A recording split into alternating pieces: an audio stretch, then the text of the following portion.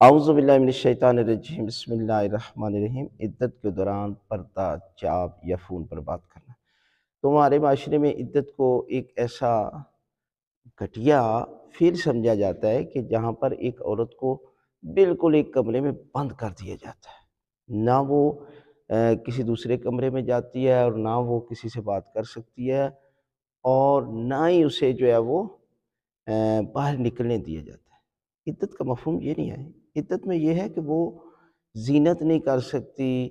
یا جو ہے وہ مجبوری کے تحت گھر سے باہر بھی جا سکتی ہے، لیکن اگر نہیں ہے تو گھر میں ایک ہی جگہ پر بیٹھنے کا مقصد نہیں ہے، وہ گھر میں رہیں جس طرح عام نارمل حالت میں رہتی تھی۔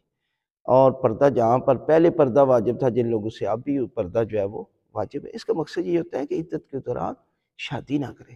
اس لیے کہ جب فوتگی کی عدت 4 ماہ 10 دن ہے، یا حاملہ تھی تو بچہ پیدا ہونے تھا، طلاق کی صورت میں 3 حیض ہے، لہٰذا اس قسم کی جو ہے وہ مجبوری کی حالت میں وہ باہر جا سکتی ہے، جیسے بیمار ہے یا کوئی شوہر کی پینشن کا مسئلہ ہے، یا اس قسم کی فون پر بھی بات کر سکتی ہے۔ اصل مسئلہ یہ ہے کہ وہ شادی نہ کرے تاکہ نسل جو ہے وہ مخلوط نہ ہو جائے اور نسل کا پتہ چلے۔ اور اکثر خواتین کی شادی عدت کے دوران کر دیتے ہیں، اور جس کے ساتھ کرتے ہیں اگر وہ ہم بستری کر لیتے ہیں عدت کے دوران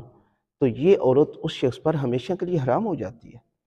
یعنی اس لیے اللہ کا دین ایک پاک و پاکیزہ دین ہے،